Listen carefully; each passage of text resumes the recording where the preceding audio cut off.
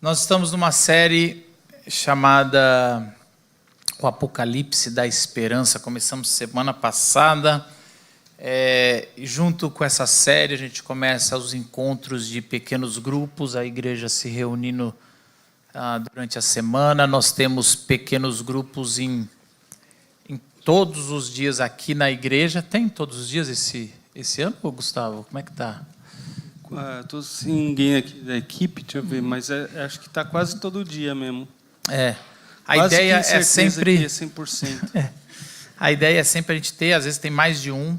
Caso você perdeu a janela de entrar, vem conversar com a gente, que a gente sempre tem uma rebarba aqui para você não caminhar esse semestre sem estar junto com um grupo, junto com irmãos, para poder orar com você, para poder conversar sobre as coisas da vida, para você não caminhar sozinho na cidade de São Paulo. Essa é a ideia que nós temos aqui.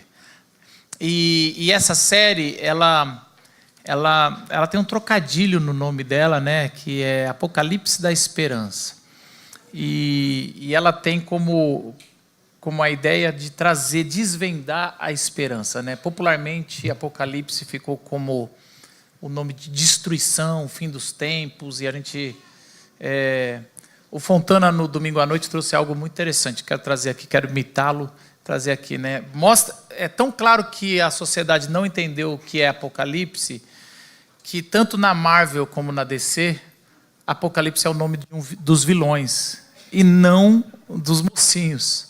E é verdade. Então, assim, a gente tem na nossa mente que Apocalipse é destruição, é o fim, e um fim com terror. E não, a Bíblia não traz isso. Apocalipse é um desvendar de algo bom. Pelo menos o nosso livro de Apocalipse é um desvendar de algo bom. E aqui o texto que a gente vai ler está lá no primeiro capítulo ainda. A gente vai continuar o texto da semana passada, do versículo 9 ao versículo 20.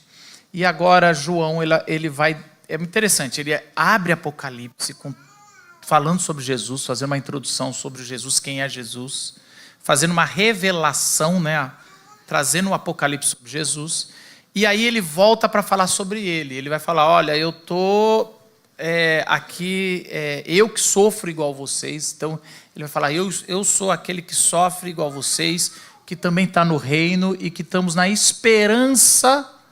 Estou aqui na ilha de Patmos. E essa é uma coisa que a gente precisa entender para caminhar nessa série. Apocalipse não é uma carta, um livro escrito de um gabinete, de alguém que está falando, vou trazer a revelação de quem é Jesus, das coisas que estão acontecendo e que vão acontecer, e um dia alguém vai ler e vai entender e vai tentar teologicamente encaixar as coisas. Não é sobre isso. É alguém que está passando por dificuldade, também vivendo a pressão, exilado numa ilha, idoso, e mesmo assim Deus decide chamar para uma nova jornada, uma jornada incrível. Provavelmente a maior jornada de João agora é essa jornada de escrever esse livro e ver as coisas que ele vai ver e receber essa revelação. É exatamente de lá que ele recebe a visão, que surpreende e que é algo que vai mudar. E aí eu queria fazer uma pergunta para você, para a gente abrir. Gustavo, Paulo, você já recebeu uma palavra ou uma mensagem de alguém que o momento exato em que você mais precisava, como foi isso? Como isso aconteceu? Eu lembro quando estava indo para o seminário, né? Aproveitar que a madre superiora do nosso seminário está aqui também. Ela não gosta desse apelido. Mas a gente, como aluno, é meio rebelde, às vezes. É uma brincadeira com a diretora, né, do seminário, a dona Ivone, a mãe do pastor Marcos, né? E graças a Deus também me abençoou muito lá. Mas o que eu ia brincar com isso é porque eu estava indo o primeiro dia para o seminário e no ônibus eu encontrei, na ida, né, a gente vai até Arujá, e eu com a minha mala para passar o semestre ali, primeiro dia de aula, meio empolgado, e assim eu encontrei o Elias Binja, que é professor lá, e ele tinha acabado de se formar, era da turma do Marcos, tinha se formado um ano antes. É um angolano, pastor, e ele tinha morado lá os 4 anos, tal. E eu lembro que ele chegou para mim, a gente no ônibus, não, eu estou indo para levar umas flores para agradecer a Dona Ivone por tudo que ela fez, né, durante o tempo dele lá. Eu falei, poxa, que legal, que atitude legal, né? E aí eu lembro dele falar, olhar para mim, eu talvez sem saber o que viria pela frente, talvez não, com certeza, sem ter a mínima noção, mas eu lembro dele olhar para mim e falar, cara, eu posso te dizer uma coisa, né? Vão ter algumas etapas, e no começo você começa se decepcionando com as pessoas. Aí os colegas, né, a coisa, o dia a dia, né, porque a gente vai para um seminário, a igreja enviando, e eu assim, nossa, vou me aproximar mais de Deus, vou me dedicar. Tinha sido uma luta. Outro dia eu conto essa história da luta que foi para eu cair no seminário, para eu chegar. Mas o fato é que eu estava lá indo, e aí você vai se decepcionar com as pessoas e tal. Eu falei, tá, entendi, já trabalho em igreja há muitos anos, eu sei como é que é isso. Mas ele falou, depois você vai começar a se decepcionar consigo mesmo. Aí começa a ficar bom. Ele falou. E eu nunca esqueci essas palavras, e foi muito interessante. E acho que foi uma palavra certa, na hora certa, no momento certo. Não é que eu não soubesse o efeito que isso ia ter em mim, mas depois eu olhava e falava, era isso, porque olhar para a palavra de Deus, às vezes, tem esse aspecto da gente olhar, e geralmente no dia a dia a gente se decepciona com as pessoas à nossa volta. Fulano tinha que ser diferente, não gostei daquela atitude. Mas no dia a dia a gente morava ali com companheiros de quarto, e aquela luta, às vezes, né, quem trouxe esse miojo é de quem? Por que você deixou a meia em cima da minha cama? Aquelas coisas assim. Mas e depois você começa a ver, não, espera aí, que tem muita coisa sobre mim, que eu estou aprendendo sobre mim, eu estou decepcionado comigo, e aí, graças a Deus por Jesus Cristo, que me chama e que me revigora e me faz lembrar que a gente só é alguma coisa quando está debaixo da graça dele. Assim. Então, foi a palavra certa no momento certo, Marcos, mesmo eu sem ter toda essa noção. Muito bom, mano. Gente, eu me lembrei, alguns anos atrás, eu tive que fazer 3 vezes uma mesma cirurgia, que não deu certo na primeira, não deu certo na segunda, e na terceira, para minha surpresa e para o meu alívio, deu certo. Mas eu lembro que depois que eu fiz a cirurgia pela segunda vez, e eu voltei para casa, e eu percebi que não tinha dado certo, e não ter dado certo significava sentir muita dor, que não era para sentir dor, a cirurgia era para não ter dor, e eu fiz a cirurgia pela segunda vez e continuava com dor. Aquilo me fez ter uma das piores sensações da minha vida, que é, eu não vou sair dessa, não vou conseguir ser curado disso, porque eu já fiz 2 vezes e não deu certo, vou ter que fazer uma terceira. E eu estava angustiado. Eu lembro de uma noite que eu estava no meu quarto, angustiado na cama, sem querer sair do quarto, meio que deprimido, meio que ou totalmente.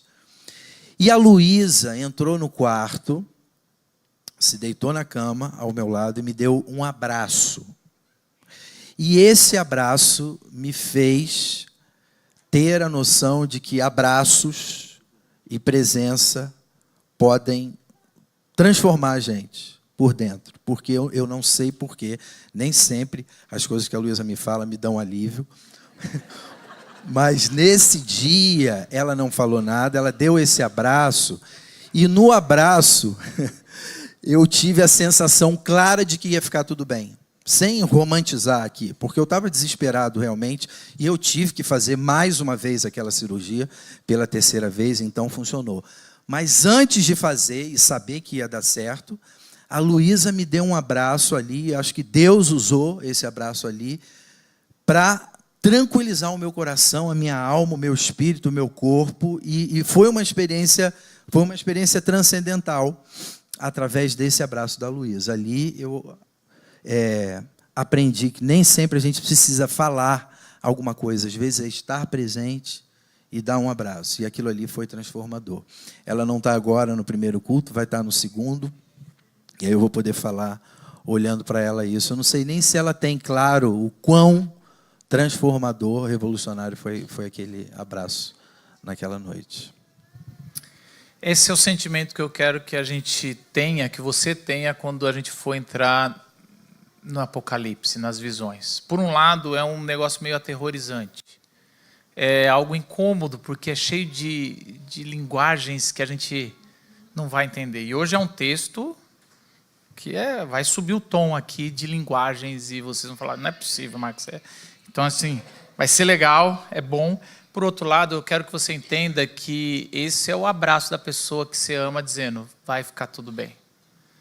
O Apocalipse é um livro para dizer que Jesus venceu. Se resumir em 2 palavras, Apocalipse é Jesus venceu. E é isso que a gente vai trazer. Por isso que é o Apocalipse da esperança. A gente precisa entender que, apesar da pressão, como a igreja estava vivendo no primeiro século, apesar da perseguição que também está vivendo, e você pode estar vivendo tudo, notícias ruins de doença, de relacionamentos, de finanças, de tudo que pode estar acontecendo, é como se fosse uma palavra dizendo, olha, está tudo bem, eu vou revelar algo para você que vai começar 4 anos num seminário e tá, vai ter coisas que você vai se decepcionar sobre você, mas isso vai ser bom. Isso também é Apocalipse. Você vai se decepcionar sobre você nessa caminhada, mas vai ser bom no final. O seu novo você vai ser bom. E além desse que é a vitória, Apocalipse é sobre a vitória, eu gosto também de trazer que Apocalipse não é sobre... Eu gosto dessas dicas para você que vai ler depois e para entender melhor. Apocalipse não é sobre o fim dos tempos. Apocalipse é um manual de resistência. Então isso você precisa reformatar na sua mente quando você for ler. Não necessariamente é sobre o fim dos tempos. É sobre como vai ajudar você. Se Jesus venceu, mas ainda não voltou, como é que eu posso viver nesse mundo caído? Calma, lê Apocalipse, ele vai te ajudar. São pessoas que estão vivendo coisas iguais ou piores que você. E também, antes de olhar para o futuro, que é hoje, né? Hoje é o futuro de Apocalipse. Volte para olhar Gênesis e o Antigo Testamento, que vai te ajudar bastante na linguagem, porque é lá que eles estão pegando essas linguagens, tá? Então, queria pedir para o Paulo ler com aquela voz, assim, a gente entrar nessa visão do capítulo 1, versículo 9, e até o 20, sobre como Jesus vai se apresentar agora, assim, ó. Porque o texto, trazendo um spoiler para você, o tempo todo o Apocalipse vai fazer assim, ó. E João, ele ouve uma voz, ele está perdido. Eu vou dar a minha versão de Apocalipse. João, ele vai para um lugar que ele está perdido. E ele ouve voz. Quando ele vira, ele sempre o que ele ouviu é diferente do que ele vê. Isso é muito interessante, porque é uma jogada que João está fazendo sobre a tradição da fé dele, judaica, cristã. A gente ouviu o que foi... quase como que Jesus falando, vocês ouviram o que foi dito, eu porém vos digo. Então ele fala, vocês lembram que a voz que a gente ouviu, mas quando o que eu estou vendo é algo que é o que a gente ouviu, mas é mais que isso, é diferente disso. Então, é mais ou menos isso. Ele vai ouvir a voz de Jesus, ele vai esperar ver o Jesus ali que ele conhecia, e aí olha quem ele vai ver. Vamos lá? Vamos lá. Então, eu vou ler Apocalipse, capítulo 1, a partir do versículo 9, não é isso? Apocalipse, capítulo 1, a partir do versículo 9, diz assim: Eu, João, irmão e companheiro de vocês no sofrimento, no reino e na perseverança para a qual Jesus nos chama, estava exilado na ilha de Pátimos por pregar a palavra de Deus e testemunhar a respeito de Jesus. Era o dia do Senhor e me vi tomado pelo Espírito. De repente ouvi atrás de mim uma forte voz, como um toque de trombeta, e a voz dizia: Escreva um livro, tudo o que você vê e envio às 7 igrejas nas cidades de Éfeso, Esmirna, Pérgamo, Tiatira, Sardes, Filadélfia e Laodiceia. Quando me voltei para ver quem falava comigo, vi 7 candelabros de ouro, e em pé entre eles havia alguém semelhante ao Filho do Homem. Vestia um manto comprido com uma faixa de ouro sobre o peito. A cabeça e os cabelos eram brancos como a lã e a neve, e os olhos como chamas de fogo. Os pés eram como bronze polido, refinado numa fornalha, e a voz ressoava como fortes ondas do mar. Na mão direita tinha 7 estrelas, e de sua boca saía uma espada afiada dos 2 lados. A face brilhava como o sol em todo o seu esplendor. Quando vi, caí a seus pés como morto. Ele, porém, colocou a mão direita sobre mim e disse: não tenha medo, eu sou o primeiro e o último, sou aquele que vive. Estive morto, mas agora vivo para todo sempre, e tenho as chaves da morte e do mundo dos mortos. Portanto, escreva o que viu, tanto as coisas que estão acontecendo agora, como as que acontecerão depois. Este é o significado do mistério das 7 estrelas que você viu em minha mão direita, e dos 7 candelabros de ouro. As 7 estrelas são os anjos das 7 igrejas, e os 7 candelabros são as 7 igrejas. Que Deus ilumine a sua palavra. Como é que você sente lendo esse texto? Como é que você realmente olhando? Para alguns talvez foi a primeira vez, mas a gente está... Eu lembro a primeira vez que eu tentei, ainda era jovem, tentando ler Apocalipse, e realmente eu ficava querendo traduzir assim, as pequenas coisas, e não tinha capacidade, não tinha as ferramentas para isso, e me perdia muito. Depois eu desisti, falei, não, isso aqui dá muito trabalho. Eu gosto dos evangelhos, parábola é maravilhoso, é uma historinha e acabou, a gente já sai com aquilo lá rápido. E hoje eu sinto que eu vejo esse texto e fico emocionado. Eu gosto muito do texto de Apocalipse, talvez hoje porque tenho um pouco mais de ferramenta para entender, mas também porque a história por trás é algo muito, muito forte. Ao longo a gente tem na história humana, no arquétipo humano, né? Isso os historiadores tentam entender da onde vem, né? Algumas histórias que estão em todas as culturas, né? Existe alguns... Como é que é tecnicamente, o Gus? Na minha cabeça não está vindo a palavra, mas os historiadores que vão estudar as mitologias, as histórias antigas, existem histórias matrizes que estão em todas as culturas.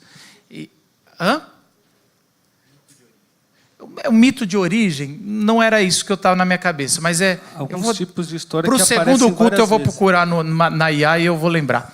Mas assim, o importante é você entender que essa história de que alguém passa pela morte, ou quase morte, ou é derrotado, humilhado, e depois de um tempo ressurge das cinzas, ressurge como fênix, e volta todo poderoso, é uma história que está em todas as histórias ali grandes, né?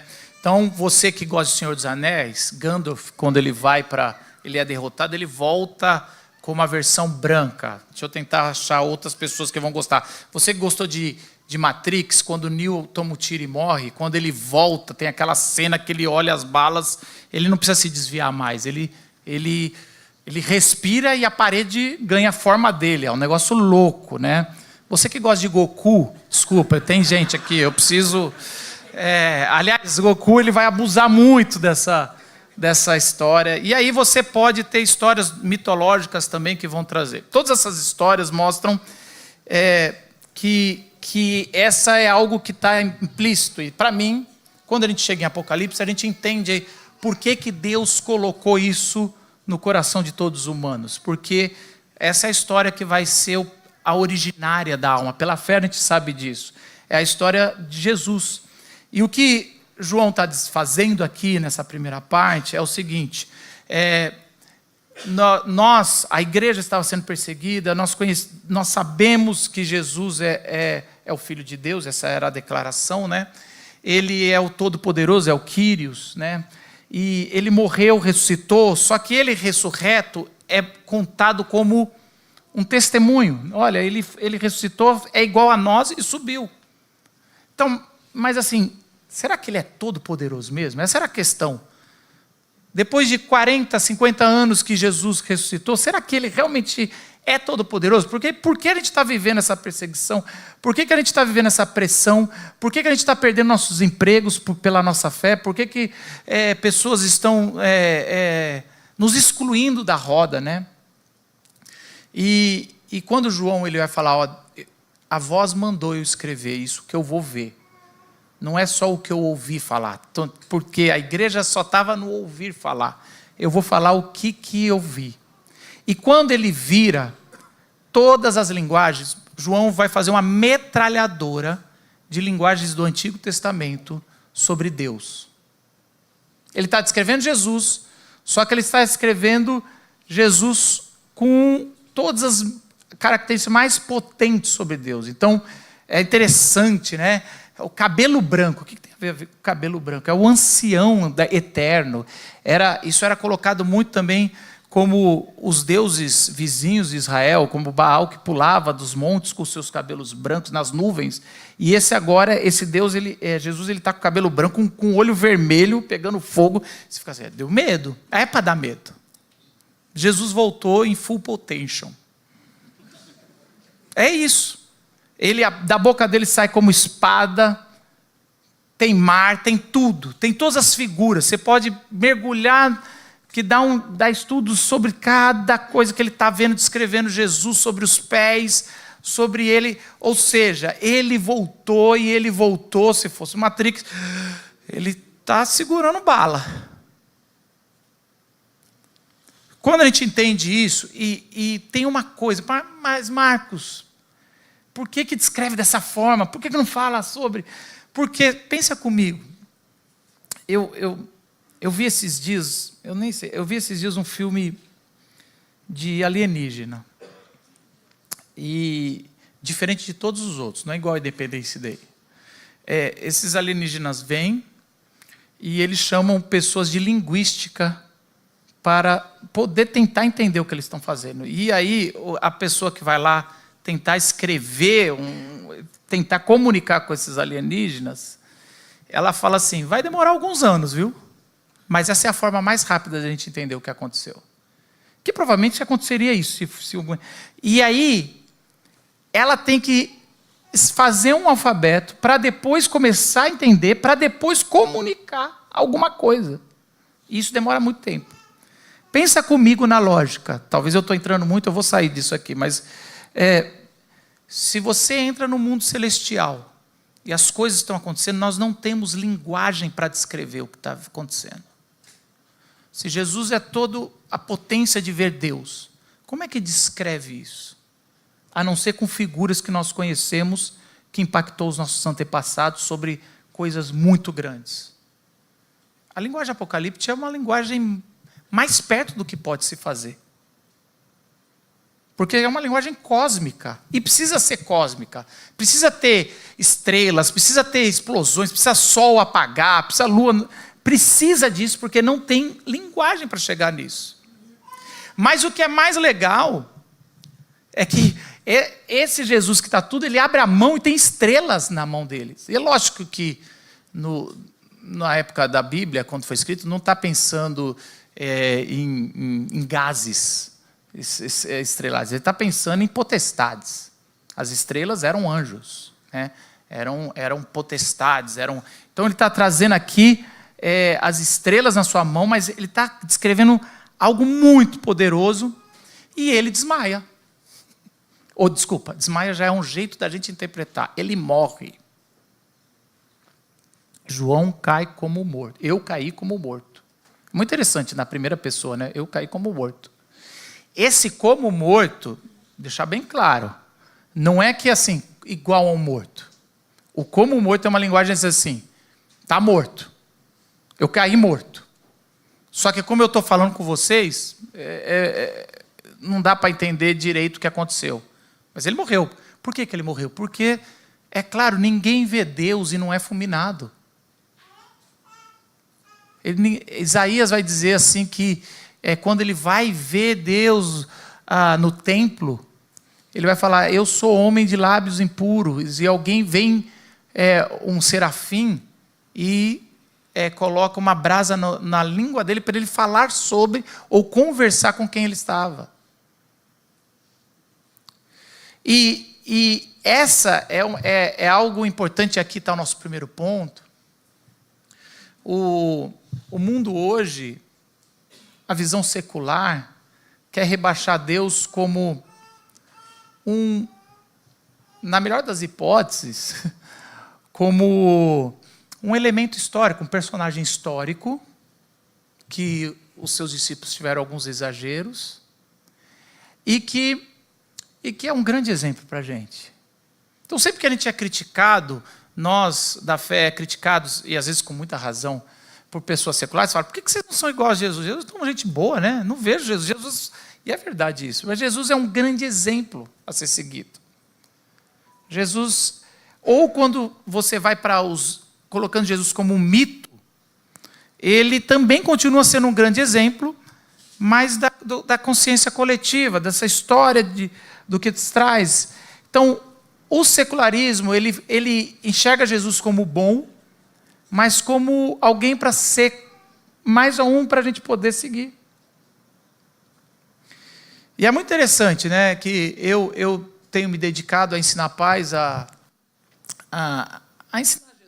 ensinar a Bíblia, a ensinar Jesus para os seus filhos. E um cara falou assim, você tem que mudar a sua linguagem para você alcançar os não crentes, né? Para você alcançar, você vai. Aí eu falei, mas o que eles querem não é o que eu quero dar. Eu não quero que os costumes, os bons costumes, é bom isso que a gente quer dar para os nossos filhos. Os bons costumes, os princípios bíblicos, isso todo mundo meio que quer. Não, mas eu quero, a gente quer mesmo ensinar quem é Jesus e ensinar a amar esse Jesus poderoso. O que eu quero dizer com isso? É que a gente tem que ter a consciência que mesmo Jesus sendo encarnado, morreu na cruz, ressuscitou, esse é o Jesus de verdade. João está vendo quem é Jesus, antes da encarnação e depois. É o Todo-Poderoso. A gente não pode reduzir Jesus como, Jesus me ajude se você puder. Se o secularismo reduziu Jesus a um bom exemplo, nós religiosos reduzimos Jesus a alguém que ajuda a gente a viver uma vida moral melhor.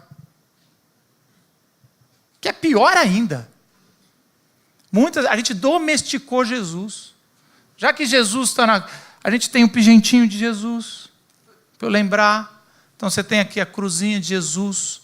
A cruz virou um elemento de decoração. Nós pensamos, não, Jesus não gosta. Jesus está vendo. E aí, você já pensa, pode ser até, Jesus está vendo, o que quer dizer isso? Não, vou me comportar bem. Não é Jesus. E a gente tem aquela figura meio italiana de Jesus assim, olhando, te vendo meio triste. Meu convite para você, a partir de agora, é tentar ver esse Jesus. Sangue nos olhos. Fogo nos olhos, desculpa. Fogo nos olhos. Esse é o Jesus de verdade. Esse é o Jesus que você precisa entender pela fé. Não é o Jesus coitado na cruz. Não é nem o Jesus ressurreto dizendo, ufa, consegui. Não. É o Jesus Todo-Poderoso. É o Filho do Homem. Agora pensa comigo.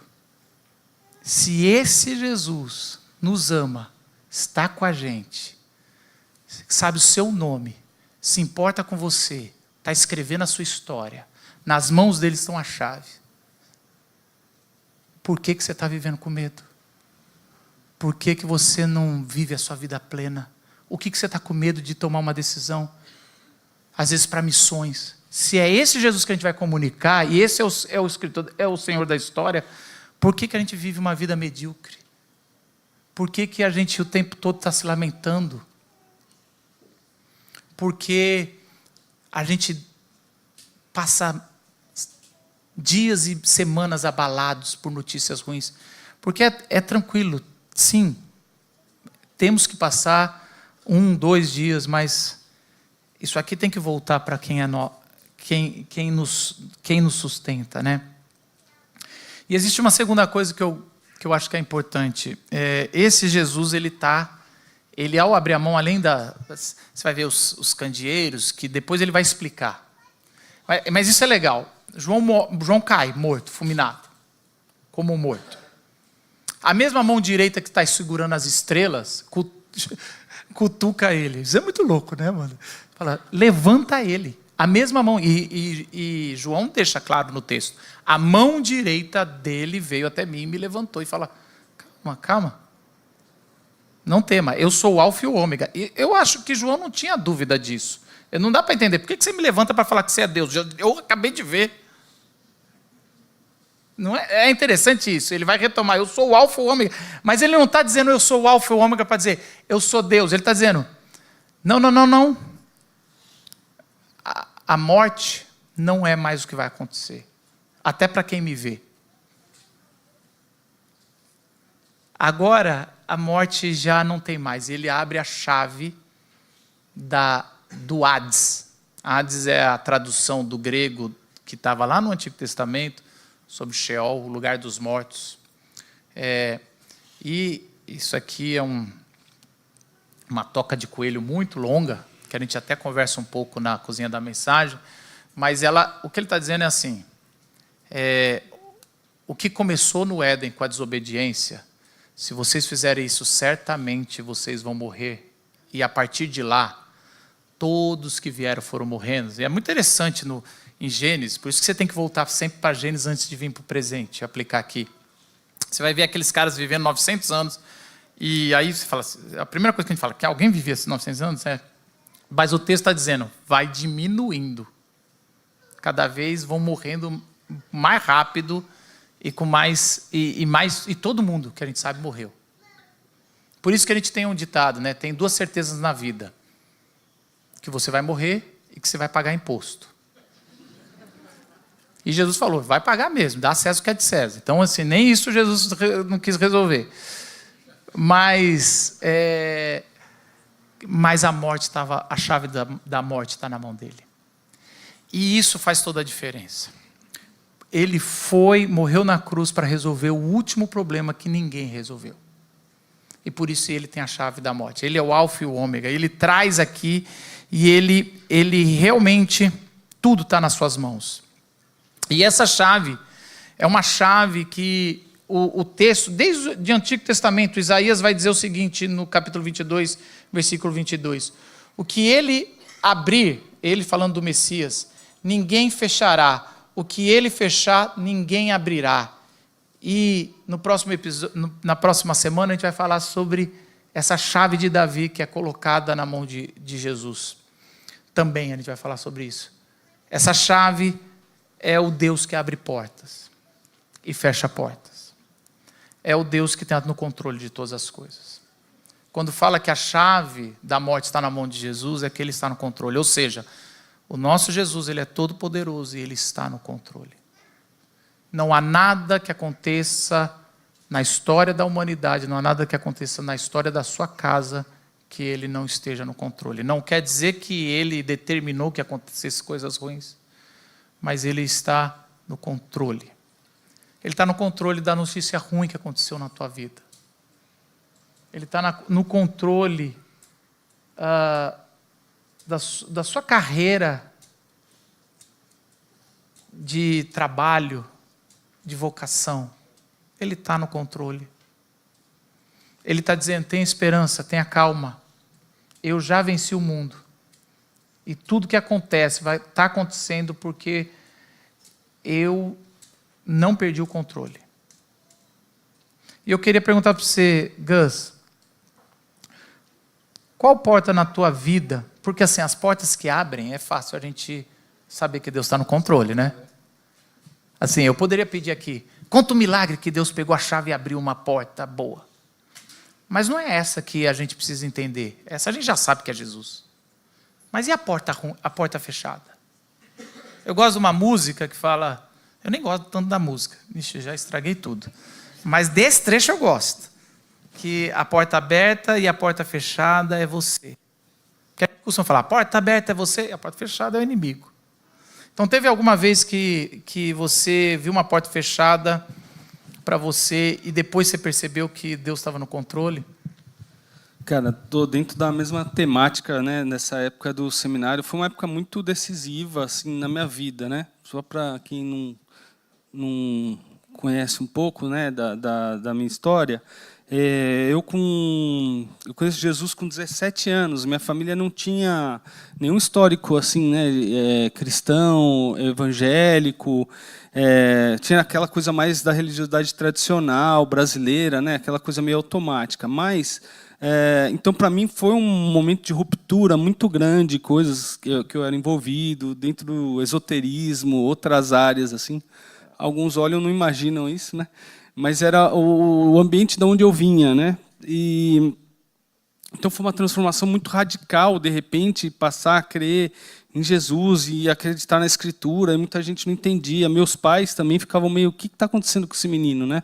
O que aconteceu? Fizeram uma lavagem cerebral nele. E foi uma coisa muito curiosa, porque eu não tinha pisado em nenhuma igreja. Foi lendo a Bíblia, né? Eu tinha colegas que eram cristãos e eu lendo a Bíblia, aquilo começou a mexer comigo de uma maneira e começou a me transformar. Poxa, isso aqui é diferente daquilo que eu acredito. Isso aqui, esse Jesus é uma pessoa diferente. Se ele é quem ele está falando, tem uma coisa aqui que é muito maior do que eu acreditava na vida. Mas tudo isso me impactando e logo no começo eu lembro de algumas... lá na igreja onde eu ia, eles eram envolvidos com o pessoal do JV e o Jazel foi um dia lá, fez um chamado lá, missionário, e eu no começo dessa jornada falava: é isso, eu estou entendendo Jesus, o que eu quero é falar desse Jesus para as pessoas, eu quero... Isso aqui mudou minha vida, transformou minha vida, eu não posso ficar quieto, eu nunca tinha ouvido essa notícia contada desse jeito, eu preciso... né, fazer isso. Então, eu tinha muita vontade de ir para o seminário. Eu falava: pô, é isso, Jesus, dedicar minha vida a fazer isso. Então, imagina, com 17 anos, aí depois fui para a faculdade e eu tinha decidido trancar a faculdade no último ano. No terceiro ano, terminei o terceiro ano, ia trancar o quarto. Falar: não, depois eu volto. Aí fui no trabalho, falei o aviso prévio. Aí fui lá na faculdade, peguei toda a documentação para trancar, e na minha cabeça estava assim: não, eu vou para o seminário e depois eu volto, termino esse último ano aqui, tranquilo. E aí eu fui falar para os meus pais, todo feliz, assim, coitado de mim. E assim, fui dar essa notícia, e eles de repente transtornaram, né? O que aconteceu? Você está maluco? O que aconteceu? Como assim, né? Hoje eu entendo, né, o zelo deles, eu faria a mesma coisa, talvez com meu filho hoje. Não, termina esse negócio. Mas, na época, foi uma frustração muito grande. Porque eu falava: poxa vida, mas Deus, o que aconteceu? Quer dizer, o Senhor fala para eu honrar meu pai e minha mãe, e, de repente, eu tomo uma decisão aqui que tem a ver com falar da tua palavra, ir para um seminário, me preparar, estudar mais a tua palavra, e, de repente, dá tudo errado, né? E aquele ano eu não fui para o seminário, mas eu fiquei muito mal, muito sem entender, e muitas pessoas à minha volta foram me acolher e tentar orientar e tal. E para mim pareceu uma grande porta fechada, né? Por que deu tudo errado? Por que aquele ano eu não fui? Será que eu estou atrasando aquilo que Deus tem para fazer na minha vida? Será que eu estou sendo, por ter ficado, eu estou em obediência aos meus pais, né? Terminar aquele último ano? Será que eu estou deixando de cumprir a vontade de Deus? E foi muito interessante isso, né?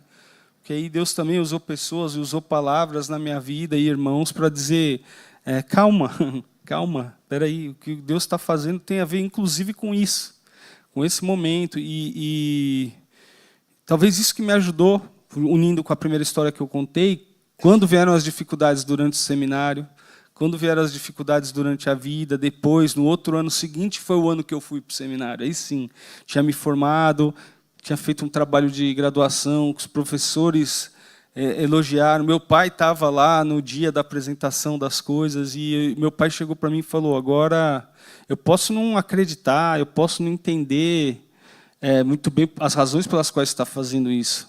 Mas eu tenho que te dizer que você tem a minha bênção para fazer o que você decidir, né? E na minha cabeça aquilo nunca ia acontecer, não tinha sentido nenhum. Mas o jeito que Deus preparou e os desafios que vieram e continuam vindo até hoje na jornada ministerial, caminhando em comunidade. Aqui essa semana eu compartilhava com o Marcos alguns desafios. A gente vai ajudando a cuidar na vida de outras pessoas e tem hora que aquilo é um desafio para a gente mesmo, né? Ontem a gente estava aqui na reunião de casais, eu e a Flávia, alguns estavam aqui, a gente falando das dificuldades que a gente tem no casamento, né? Dos desafios, coisas que a gente já superou, outras que a gente ainda está aprendendo, e pensando nessa jornada ministerial que às vezes parece uma coisa mais fácil de você... não, se eu não estiver envolvido com isso vai ser mais fácil, né? Mas é o contrário, né? Deus vai trazendo vida e vai trazendo significado no meio disso tudo. Então, aquela hora ali, eu fiquei, puxa, fechou a porta, deu tudo errado, meu plano frustrou. E, na verdade, Deus estava preparando uma série de outras coisas. Depois eu pude trabalhar com isso, trabalhei em editoras cristãs, né? Porque eu tinha terminado a faculdade, e outras coisas, no próprio JV, e outras coisas que a gente fazia ali na divulgação dos acampamentos, em outras tantas coisas. Deus sabe o que Ele está fazendo, né? Calma e coloca na mão dele que Ele tem esse poder, assim, né? Enfim. Eu tive uma banda e com 17 anos, bem novo ainda, com essa banda que se formou dentro de uma igreja da qual eu fazia parte lá em Niterói, só que era uma banda que não tocava dentro da igreja, porque não deixavam, as músicas não funcionavam. Você está falando do Crombie? Estou falando do Crombie. Fala Crombie, pessoal, tem muita gente que conhece. O Crombie. Ele falava de Jesus, né, Paulo? A gente, música de Jesus sem Jesus. Eu já conhecia você depois ali, falava banda cristã que não fala de Jesus. Que não fala de Jesus. Não, fala de Jesus sem falar o nome Jesus. Música de Jesus sem Jesus. E a gente muito novo, a gente teve um convite de uma gravadora chamada Som Livre. Na época, Marcos, acho que lembra disso, ele ficou sabendo disso nessa época, que foi meio que um burburinho assim. Caramba, uma banda, né, de uma igreja e tal, foi chamada por uma gravadora. E eu lembro que a gente foi para uma reunião lá no Rio, lá em Botafogo, num escritório, tudo chique e tal. Eles serviram champanhe para a gente e tal. E a gente, pronto, estouramos. O sucesso chegou, bateu a minha porta, né? Não é uma porta nem que se abriu, é o sucesso vindo, né? E pedindo para entrar e tal. E eu lembro que aquilo foi muito impactante, tal. Eu tinha 17 anos, a gente participou daquela reunião e saímos daquela reunião com um contrato para a gente ler e para mostrar para algum amigo, né, advogado e tal, alguém sério, alguém responsável, mostrar para o meu pai. E eu lembro que foi uma frustração enorme quando a gente foi ler aquele contrato, que era uma coisa tipo ridícula, inviável, assim, que não ia dar certo, que não... E, enfim, foi uma porta que se fechou e hoje eu fico pensando, fechou porque a gente era ruim mesmo, a gente não tinha condições. Mas... Pensei que você ia falar, fechou porque agora eu sou pastor, não foi ser... Exatamente, agora vem essa parte. Em tudo eu vejo a mão de Deus. Em tudo eu vejo a mão de Deus, assim, cuidando e tal. E tem uma outra porta que se fechou, mais tarde, que foi a da Lu ir para o Rio de Janeiro. E ao invés de eu vir para cá, né, para a comunidade da vila, seria ela ir para lá, para Niterói, e a gente ser de uma igreja lá, participar da igreja onde eu nasci, cresci, e onde meu pai era pastor. Quem fechou essa porta, Paulo? Mas essa porta se fechou também, e hoje eu olho com muita gratidão a Deus. Pode falar o nome do sogro, né? Por essa... meu sogro que fechou a porta na marra, né? Jesus tem a chave e o seu sogro tem Jesus. Isso. É isso. Gente, a gente está acabando com a pregação. Vamos fazer. Agora me deixa que me melhora para mim. Segue em frente. A gente está... É muito fácil olhar para trás e enxergar Jesus. Difícil é enxergar Jesus no presente. Ou no futuro, quando as coisas estão indo mal.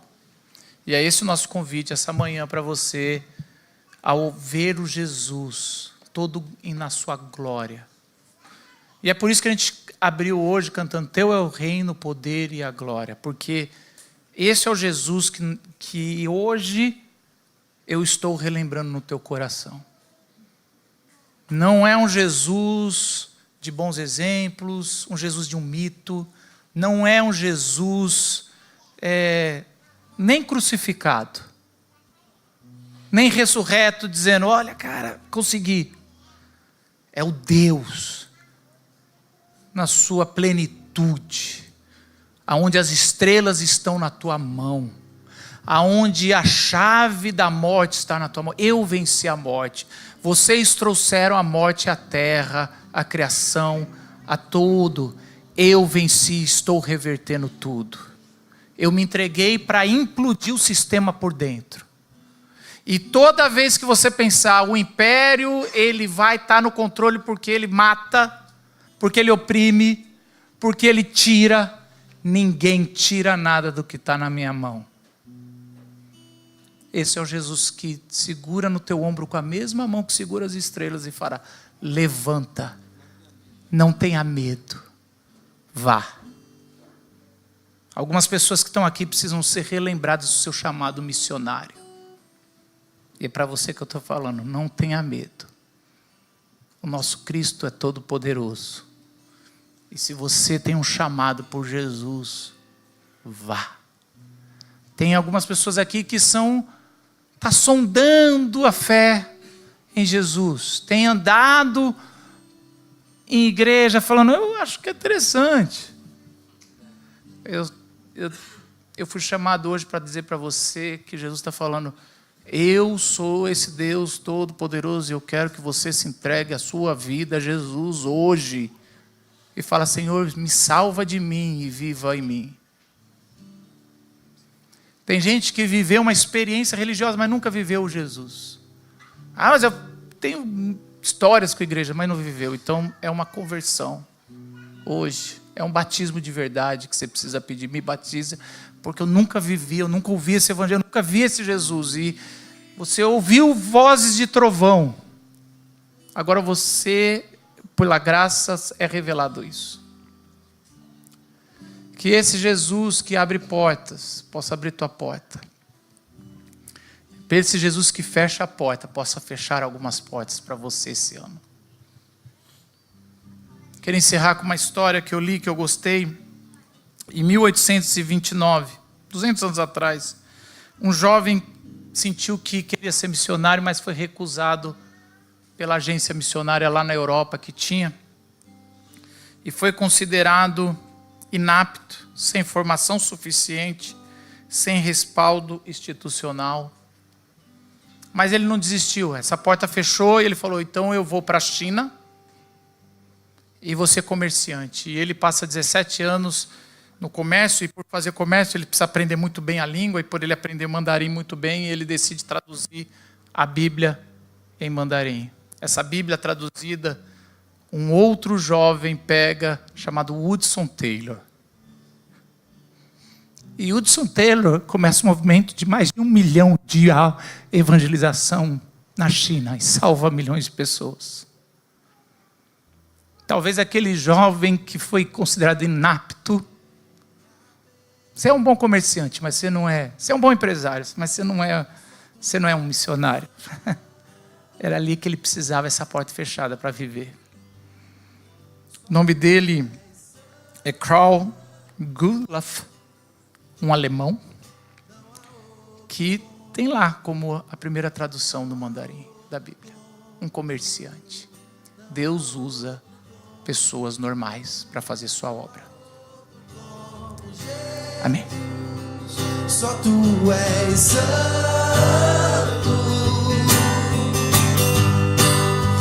só tu és santo,